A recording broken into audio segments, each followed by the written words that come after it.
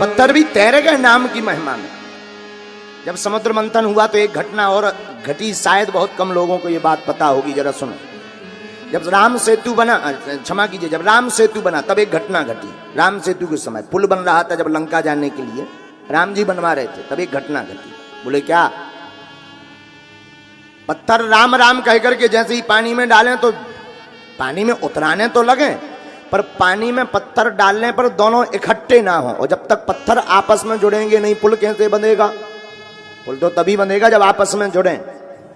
जैसे ही राम लिखें और पत्थर डालें तो पानी में ऊपर तो आ जाए, पर वो सभी पत्थर आपस में दूर दूर हो जावे। तब क्या किया जाए? उसी बीच में श्री अनंत बलवंत हनुमंत लाल जी ज्ञानी नामाग्रगण्यम सकल गुण निधानम, हनुमान जी महाराज विराजमान थे। तो हनुमान जी महाराज ने एक बुद्धि लगाई। बोले क्या? बोले पत्थर ले आओ। एक पत्थर पर लिखा रा, दूसरे पत्थर पर लिखा माँ।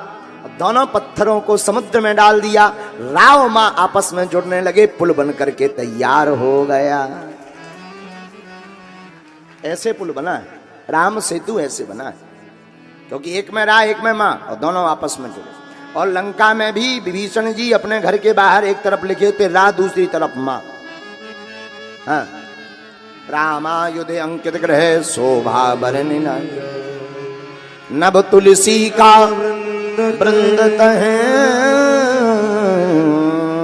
देखो हर से कबीरा। राम जी जब लंका गए, हनुमान जी जब लंका गए तो हनुमान जी ने देखा कि विभीषण के घर पर रामायुध बना। वाह, कोई भक्त का घर है। और विभीषण भी इतने चतुर, लंका देखो कितनी अद्भुत बात। लंका में रावण के राज में भी राम जी को नहीं छोड़ा, और हम लोग भारत में रह करके, राम के राज्य में रह करके जो है राम को नहीं पकड़ पा रहे। ये दुर्भाग्य नहीं तो क्या? लंका में रावण का राज्य, फिर भी राम को नहीं छोड़ा। राम लिखे विभीषण जी, एक तरफ रा दूसरी तरफ माँ। किसी ने रावण की कान में भरा के अरे खतरा है। बोले क्या? बोले देखो तो अपने तुम्हारे जो शत्रु हैं उनका नाम तुम्हारा भाई लिखे राम। अब जब तुम्हारा भाई ही बर्बाद कर रहा तो अब करें क्या? फिर क्या हुआ? क्या फिर? कुछ नहीं। फिर यही हुआ, रावण स्वयं गया, घर के बाहर खड़ा हो गया। ये विभीषण बाहर निकलो। जी जी जी जी जी भैया, आप अच्छे पता, आओ भीतर आओ। नहीं भीतर नहीं आना। ये बताओ हमारे दुश्मन का नाम राम लिखे। अरे भैया लगता तुम्हारी बुद्धि सटे आ गई, हमने राम नहीं लिखा, आप ही का नाम है। रावण बोला इसमें हमारा नाम कहाँ नजर आ रहा है?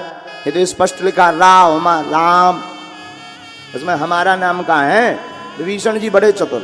बोले एक तरफ आपका और भाभी जी का दोनों का मिलाकर नाम है, एक तरफ रा से रावण, दूसरी तरफ माँ से मंदोदरी।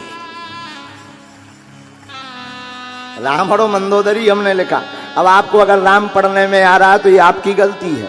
रावण भी इतना खुश हुआ, दसों मुंह से हंसने लगा। बोले सुनो, आज के बाद सब अपने अपने घर पे लिखवाओ। बताओ भाई, अद्भुत बात, सब लिखवाओ। ये देश का सौभाग्य है। लंका में रावण के राज्य में भी विभीषण ने राम को लिखना नहीं छोड़ा। हम लोग भारत में रहते, राम के राज्य में रहते, तब भी राम को पकड़ नहीं पा रहे। ये देश का दुर्भाग्य है। पकड़ो, घर घर राम लिखो। राम को पकड़ो।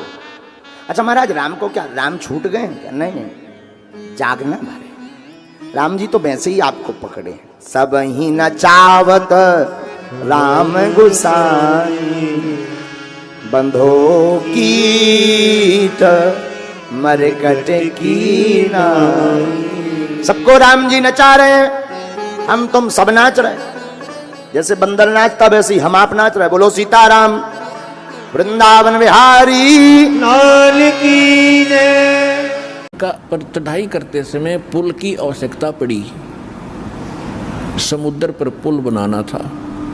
हम ये भी सुनते थे कि 3 दिन तक भगवान श्री रामचंद्र जी समुद्र के अंदर घुटनों पानी में हाथ जोड़े याचना करते रहे कि हे जल्दी, हे सागर राज, मुझे रास्ता दे दो, मैं बहुत दुखी हूँ, मेरी पत्नी को लंका का राजा रावण उठा ले गया है और उसको बहुत सता रहा है, उस पर चढ़ाई करनी है, हमने उसको बहुत प्रार्थना कर ली है, वो लौट आने को तैयार नहीं है। जब 3 दिन तक समुद्र ने उसको रास्ता नहीं दिया तो तब श्री रामचंद्र जी ने लक्ष्मण से कहा था कि लक्ष्मण मेरा अग्नि बाण दे, ये लातों के भूत बातों से नहीं मानते। जब उसने अग्नि बाण चढ़ा करके समुद्र को फूकने के लिए कोशिश की, उसमें लपटें निकलने लगी, क्योंकि सिद्धि से चलता था पहले ये सब शस्त्र। तब कहते समुद्र ने रास्ता दिया, ऐसे सुनते थे। फिर क्या सुनते थे कि नल नील ने समुद्र पर पत्थर रख दिया, उनके हाथों में पावर थी, उनमें शक्ति थी, सिद्धि थी कि उसके हाथ से रखा हुआ पत्थर जल में डूबता नहीं था, और जिस कारण से पुल बना। फिर हम ये भी सुना करते थे नकलियों से कि हनुमान जी ने पत्थरों पर राम का नाम लिख दिया, इसलिए पत्थर तिर गए। प्रथम तो कहते हैं समुद्र ने हाथ जोड़कर रास्ता दे दिया जब रामचंद्र जी ने जलाना चाहा, उसको फूकना चाहा। फिर कहा करते नल नील के हाथों तैरते थे पत्थर, उनके कोई वस्तु नहीं डूबती थी समुद्र पर। फिर कहते थे हनुमान जी ने राम का नाम लिख दिया, इसलिए तर गए, पत्थर पुल बन गया। अरे कोई एक तो बताओ, एक पर सेट हो जाओ, किसने एक रहा को किससे हो जाओ। फिर रामचंद्र की तरह गया, नल नील से ही पुल बन गया, फिर राम ने कित बनाया वो। अब इसका निष्कर्ष निकलेगा, इस कथा से जो दास सुनाने जा रहा है त्रेता युग की। नल और नील नाम के 2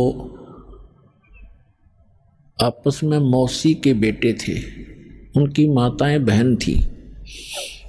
दोनों ही अपने पूर्व जन्म के संस्कारों से और प्रारब्ध के दुख से दुखी थे, कष्ट से। उन दोनों को बहुत मानसिक परेशानी भी थी, शारीरिक कष्ट भी थे, और परमात्मा कबीर जी की आशीर्वाद से वह स्वस्थ हो गए थे। फिर उनके शिष्य बनकर मुनिंदर ऋषि रूप में परमात्मा आए हुए थे, एक आश्रम कुटिया बना रखी थी, वहाँ वो रहा करते, सत्संग सुनने जाया करते थे, अपने घर भी आ जाते थे।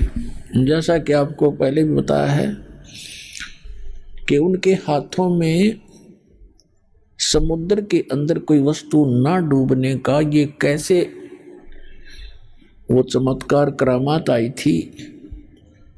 ये दोनों कबीर साहब के पास गए थे पहले, उससे पहले सब जगह इन्होंने अपना सारा इलाज भी करवा लिया था, और सभी ऋषि महर्षियों ने बता दिया था कि ये तुम्हारे प्रारब्ध के अंदर, तुम्हारे प्रारब्ध में लिखा है, ये दंड तुम्हें भोगना पड़ेगा, इसको कोई विश्व में काट नहीं सकता।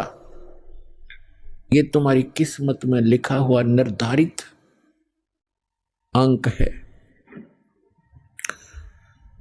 लेकिन फिर भी आत्मा को मालूम है कि परमात्मा एक ऐसी शक्ति है कि वो सर्व संकट और सब पापों का नाश अवश्य कर देते हैं। इसलिए परमात्मा की खोज में संतों के पास जाते हैं और संत ही रूप में परमात्मा आते हैं। तो नल और नील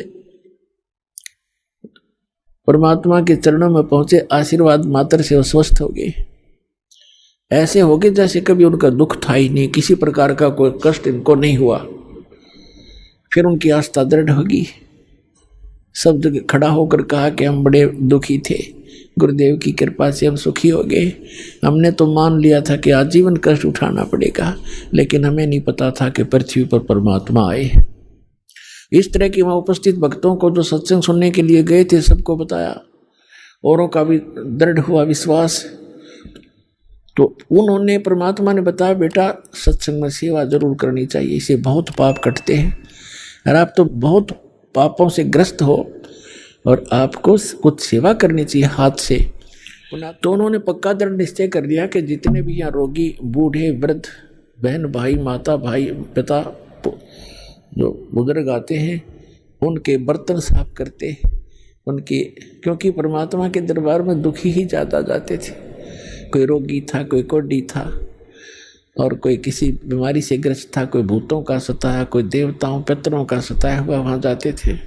तो वो क्या करते थे, बर्तन ले जाते थे, बेले, थाली, गिलास। उस टाइम कांसी के हार्दे कांसी धातु थी, और कांसी धातु का गिलास हो चाहे बेला हो चाहे थाली, वो अवश्य डूब जाता है, पानी पर तैरता ही नहीं। तो उसमें ऐसा साधन था कि पहले बर्तनों को या कपड़े धोने होते तो पानी में भिगोया करते, घंटा 2 घंटा, उनका वो मैल गल जाता, फिर साफ करा करते रेती तक कपड़ों को, ऐसे बर्तनों को रेत रात से। तो वो क्या करते थे, गंगा यानी दरिया के किनारे बैठ जाते थे, उन बर्तनों को भिगो के, कपड़े होते कपड़ों को, और 1 घंटा आध घंटा एक वृक्ष के नीचे बैठ कर भगवान की चर्चा करते थे। और भी बैठ जाते भक्त और सत्संग में सुने हुए वचनों पर डिस्कशन किया करते थे कि हमारे साथ ऐसा दुख था, परमात्मा ने आशीर्वाद दिया, हम स्वस्थ हो गए। और भी आपस में चर्चा करते थे कि हमें भी ऐसे कष्ट था, यहाँ आते हमें ये राहत मिली, ऐसा ऐसा सुख हुआ, परमात्मा आए हुए हैं, भगवान, ये तो मुनिंदर नहीं भगवान समझो।